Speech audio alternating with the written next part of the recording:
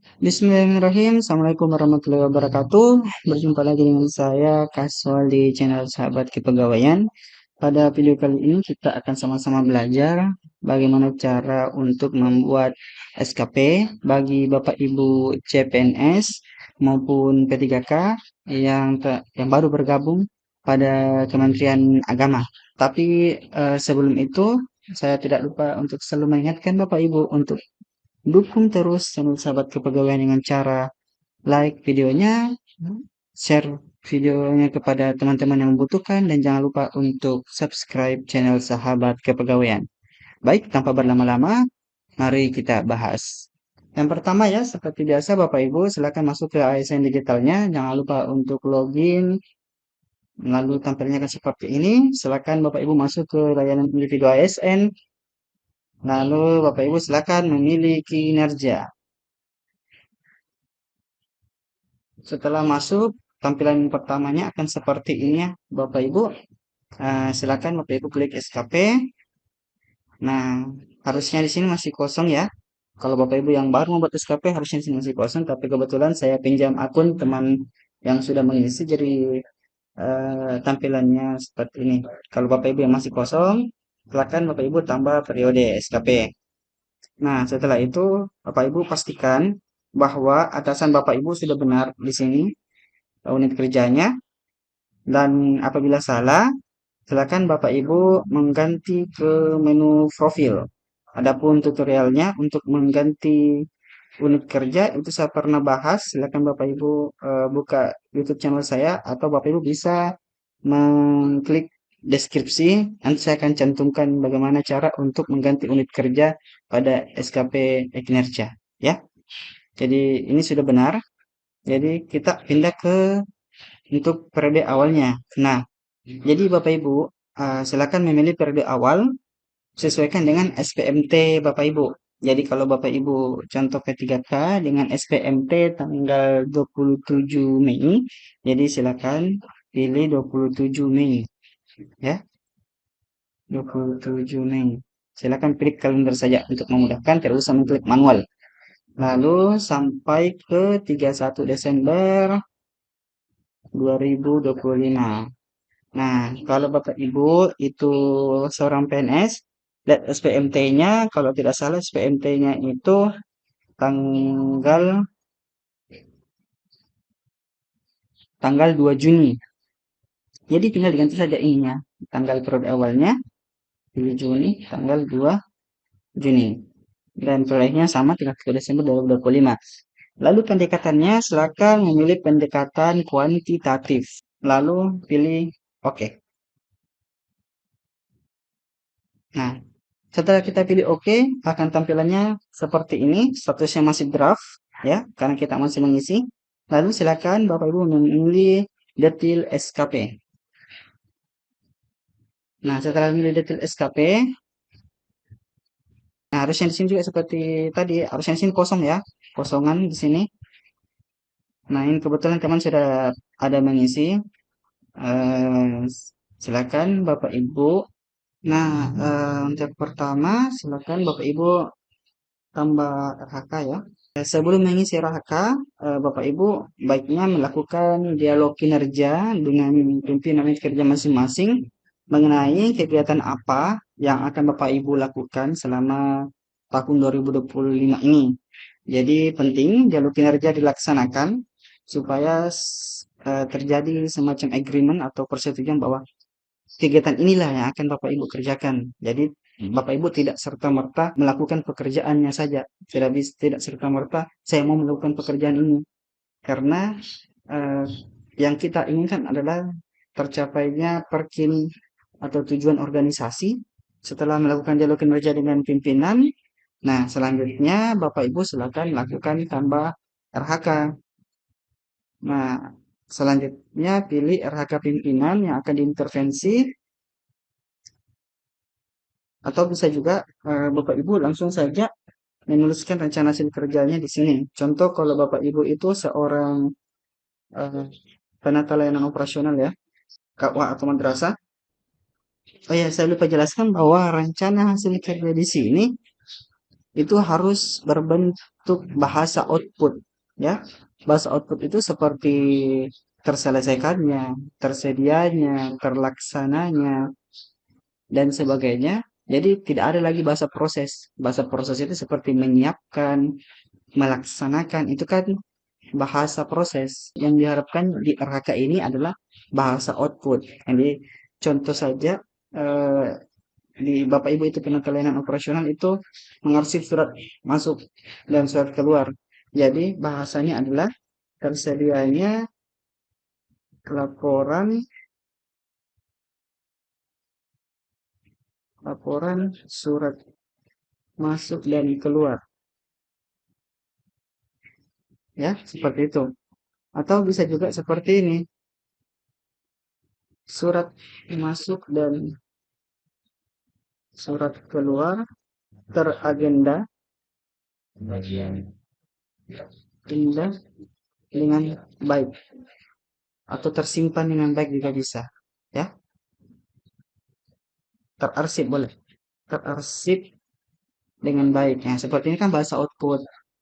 Atau bisa seperti tadi, terlaksananya soalnya pengarsipan surat masuk dan surat keluar dengan baik. Nah, seperti ini ya. Ini contoh-contoh tadi saya coba tampilkan, lalu pilih RK-nya apakah dia utama atau tambahan. Lalu baru pilih jenis RHK-nya utama atau tambahan. Kalau utama itu berarti ini pekerjaan yang pokok bagi Bapak Ibu ya, yang utama. Sedangkan tambahan adalah RHK yang apa ya, sifatnya bukan substansial, hanya sebagai pekerjaan tambahan saja ya. Nah, contoh kita pilih utama, lalu di rencana hasil kerja atas yang versi, silakan cari rangka pimpinan yang ada berkenaan dengan pekerjaan Bapak Ibu. Nah, contoh kayak tadi, itu surat ya. Jadi kita coba cari surat apakah ada. Nah, contoh seperti ini, terlaksana digitalisasi arsip yang mudah diakses. Nah, itu kan ada berkenaan dengan kegiatan kita yang tadi. Nah, seperti itu ya. Lalu, jika sudah selesai, silakan Bapak Ibu klik OK. Nanti akan muncul ya. Nah, seperti ini tadi RHK yang saya baru tambahkan ya. Nah, setelah itu Bapak Ibu, jika ingin tambah RHK, silakan tambahkan RHK lagi. Seperti itu ya. Begitupun juga dengan teman-teman penghulu, penyuluh, dan jabatan lain, silakan Bapak Ibu menyesuaikan saja. Atau saya akan coba buat untuk teman-teman penyuluh ya. Nah, terlaksananya contoh terlaksananya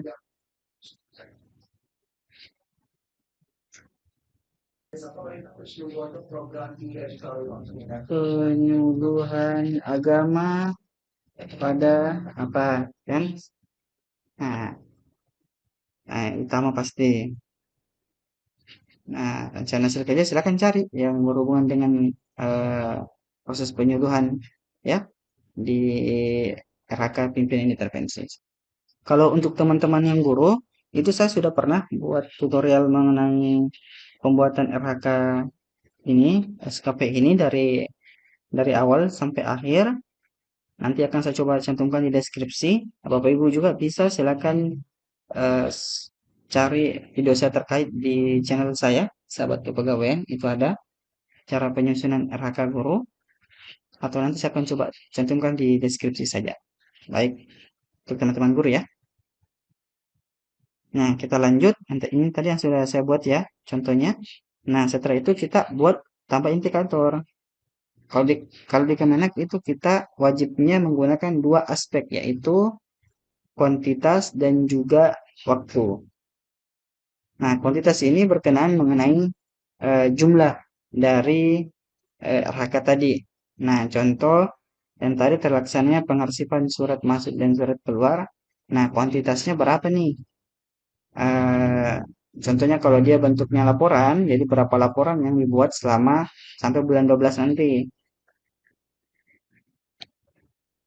Nah, contoh jumlah laporan eh, surat masuk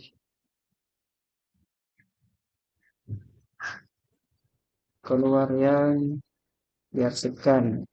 Nah, contoh di sini 12 laporan. Jadi, contoh di sini kalau bahasanya ini berarti si surat masuk surat keluar ini akan diarsipkan. Setelah diarsipkan itu akan dibuatkan laporan, lalu di laporan ini akan mencantumkan bahwa kita punya surat masuk, surat keluar dalam 1 bulan itu segini. Nah, bisa jadi seperti itu ya. Nah, makanya di sini saya cantumkan 12. Oh, maaf, bukan 12 ya harusnya. Karena Bapak Ibu itu baru mulai di Juni ya. Jadi Juni, Juli, Agustus, September, Oktober, November, Desember. Berarti 7. 7 laporan. Berisikan berapa jumlah surat masuk dan surat keluar yang Bapak Ibu arsip setiap bulannya. Atau mungkin kalau dalam bentukannya mungkin triwulan ya bisa juga dibuat. eh, jadi tinggal sisa 2 triwulan lagi ya. Jadi mungkin 2 laporan diarsipkan dalam triwulan. Bisa dijelaskan seperti ini. Jadi ini tergantung lagi kepada hasil dari dialog kinerjanya Bapak Ibu. Ya, apakah Bapak Ibu akan membuat laporan secara bulanan, triwulan, semester, atau tahunan? Dan bagaimana kuantitasnya itu berdasarkan dari hasil dialog kinerja Bapak Ibu. Oke. Nah, selanjutnya kalau kita memilih kuantitas, kita memilih aspek lain yaitu waktu. Nah, indikator di sini waktu contoh durasi waktu pelaksanaan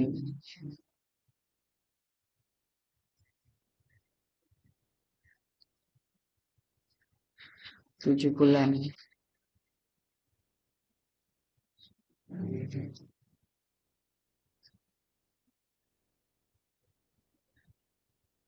Setelah itu kita klik OK. Nah,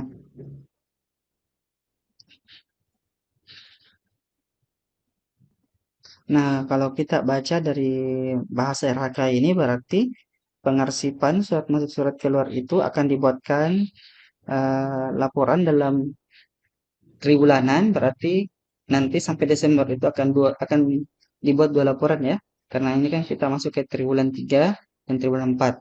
Karena posisinya ini sekarang kita ada di Juni ya. Lalu waktunya selama 7 bulan. Dan masalah bahasa ini itu kembali lagi ke dialog kinerja Bapak Ibu ya. Jadi penting untuk dilakukan dialog kinerja. Masalah bagaimana nanti eh, skema pertanggungjawabannya, bagaimana bentuk laporannya, ya, Bapak Ibu yang berbicara dengan pimpinan baiknya bagaimana. Nah, setelah itu silakan Bapak Ibu mengisi RHK yang lain seperti yang telah dibuat oleh teman ini. Nah, ini kalau contoh eh, kebetulan salah satu teman ini adalah analis sumber daya manusia operator. Nah, pekerjaannya seperti ini ya, Bapak Ibu bisa lihat sendiri ya. Nah, seperti ini. Dan juga beliau itu PSSI Diklat. Jadi bahasanya itu kembali lagi saya sampaikan bahwa tergantung dari dialog kinerja Bapak Ibu dengan pimpinan. Setelah kita mengisi semua RHK-nya, silakan Bapak Ibu scroll ke bawah. Nah, Bapak Ibu silakan mengisi lampiran. Nah, di lampiran ini itu berisi 3 macam, yaitu dukungan sumber daya, skema pertanggungjawaban, dan konsekuensi. Dan sekali lagi, pengisian 3 lampiran ini itu adalah hasil dari dialog kinerja Bapak Ibu. Contoh, di dukungan sumber daya, itu membahas apa saja yang Bapak Ibu butuhkan untuk melaksanakan RHK yang di atas yang telah disepakati tadi dengan pimpinan. Nah, setelah Bapak Ibu sepakati RHK-nya, nah sekarang Bapak Ibu menuliskan apa saja yang Bapak Ibu butuhkan atau sumber daya apa saja yang Bapak Ibu butuhkan untuk melaksanakan RHK yang di atas. Nah, contoh teman ini bahwa dia membutuhkan laptop, RAM, dan WiFi serta arahan dari pimpinan. Nah, bisa Bapak Ibu tambah lagi atau Bapak Ibu bisa kopas ini atau Bapak Ibu mau tambah lagi dengan sumber daya yang lain, silakan. Ya, Bapak Ibu membutuhkan contoh eh, alat tulis atau mungkin ya kendaraan dinas ya, silakan disampaikan di sini. Tapi kalau itu diasis sama pimpinan ya, kalau tidak jangan ditulis. Nah, kembali lagi ini hasil dari jalur kinerja. Saya juga punya opsi lain ya. Bapak Ibu saya sudah buatkan seperti ini. Nah, contoh dukungan sumber daya itu dibutuhkan tim dalam menjalankan program kerja yang bersifat kegiatan, perangkat laporan pimpinan WiFi, dan konsultasi dengan pimpinan. Nah, kalau Bapak Ibu sudah ketik seperti ini, itu di copy saja boleh untuk memudahkan. Lalu Bapak Ibu edit. Nah, di sini langsung saja di paste. Nah, kalau Bapak Ibu tidak mau melakukan seperti mau menulis manual, nah itu diketik saja. Ini dibutuhkan tim dalam program kerja yang bersifat kegiatan, lalu di enter sampai sini enter ya. Enter saja, lalu tulis lagi, enter saja, langsung tulis lagi. Tidak usah mengetik nomor, karena itu akan otomatis tersimpan nomornya. Nah, contoh ya, saya buktikan, kita klik OK. Nah, langsung dia tersimpan 3 di sini. Ya, seperti itu Bapak Ibu. Nah, selanjutnya skema pertanggungjawaban itu adalah bagaimana proses penyampaian Bapak Ibu ke pimpinan, proses pertanggungjawaban dari RHK di atas. Nah, contoh kalau saya ambil RHK yang tadi, nah ini ya, masalah pengarsipan. Nah, ini kan dari hasil jalur kinerja, contoh Bapak Ibu itu sepakat dengan pimpinan itu membuat laporan secara triwulan. Nah, itu dicantumkan di sini di skema pertanggungjawaban. Nah, seperti contoh yang disampaikan oleh teman saya, program kerja yang bersifat rutinitas dibuatkan laporan dan diperhadapkan dengan pimpinan setiap bulan, triwulan, atau semester atau tahunan. Berdasarkan jenis program kerjanya. Nah, atau Bapak Ibu bisa bahasakan seperti ini juga. Nah, program kerja yang bersifat kegiatan dibuat dalam laporan tertulis di setiap akhir kegiatan yang disampaikan ke pimpinan. Dan yang kedua, program kerja yang bersifat rutinitas dibuatkan laporan dan diperhadapkan ke pimpinan di setiap bulan, triwulan, tahunan berdasarkan jenis program kerja. Karena bisa jadi ada kegiatan atau RHK kita itu sifatnya dia laporannya bulanan. Ada juga pekerjaan kita yang sifatnya triwulanan dan ada juga pekerjaan kita yang sifatnya itu dibuatkan 1 tahun, 1 kali dalam setahun saja laporannya. Jadi kembali lagi ke hasil dialog Bapak Ibu dengan pimpinan. Begitupun caranya ketika Bapak Ibu ingin mengupload, nah bisa dengan mengcopy paste saja kalau Bapak Ibu sudah ketik atau Bapak Ibu bisa ketik langsung tinggal enter saja, tidak usah tulis nomornya. Dan konsekuensi seperti itu juga ya.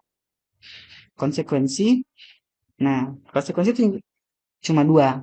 Kalau sesuai ekspektasi maka apa? Kalau di bawah ekspektasi maka apa? Nah, contoh apabila eh, sesuai ekspektasi pimpinan akan diberikan reward. Nah, rewardnya bisa apa saja ini tergantung lagi kepada dialog kinerja Bapak Ibu ya. Dan apabila hasil kerja Bapak Ibu tidak sesuai ekspektasi pimpinan, maka akan diberikan punishment. Tapi sebaiknya punishment itu bersifat yang membangun, seperti eh, bimbingan atau mungkin evaluasi ya, sehingga Bapak Ibu bisa memperbaiki kinerjanya.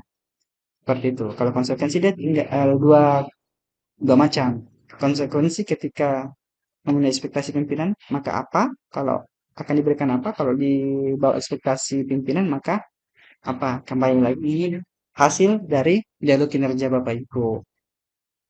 Nah, setelah kita isi semua, ini tinggal Bapak Ibu kirim. Nah, setelah mengisi semua ya, silakan Bapak Ibu ajukan SKP-nya.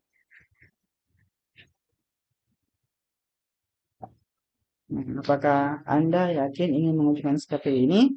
Nah, silakan Bapak Ibu klik OK. Nah, tandanya jika SKP sudah diajukan, status SKP akan berubah. Nah, kalau Bapak Ibu perhatikan tadi, statusnya itu masih berarti masih dalam proses pengisian, lalu Bapak Ibu tadi mengajukan, maka prosesnya akan pengajuan. Dan SKP ini akan tampil atau muncul di SKP pimpinan. Nah, setelah RHK Bapak Ibu direview oleh pimpinan dan disetujui, nah akan berubah ya. Di sini pengajuan berubah menjadi persetujuan. Selanjutnya Bapak Ibu tinggal menunggu kapan pengisian realisasi kinerja. Nah, kalau di Kementerian Agama itu dilakukan secara triwulanan. Jadi setiap akhir triwulan Bapak Ibu mengisi realisasi dari kinerja Bapak Ibu dan tata cara atau tutorial untuk mengisi realisasi kinerja itu saya sudah pernah buat videonya. Nanti akan saya cantumkan di deskripsi atau Bapak Ibu bisa cari di channel saya, Sahabat Kepegawaian. Tutorial untuk mengisi realisasi kinerja pada aplikasi kinerja. Baik Bapak Ibu, saya kira cukup ya untuk pengisian RHK di kinerja. Kurang lebihnya mohon dimaafkan. Dan apabila Bapak Ibu menyukai tutorial kali ini, silakan Bapak Ibu like videonya, share kepada teman-teman yang membutuhkan, dan jangan lupa untuk subscribe channel Sahabat Kepegawaian. Jika ada pertanyaan, silakan cantumkan pertanyaan Bapak Ibu di kolom komentar. Dan apabila ada referensi video yang ingin Bapak Ibu kami buatkan, silakan cantumkan juga di kolom komentar. Kurang lebihnya mohon dimaafkan, dan sampai jumpa di video selanjutnya.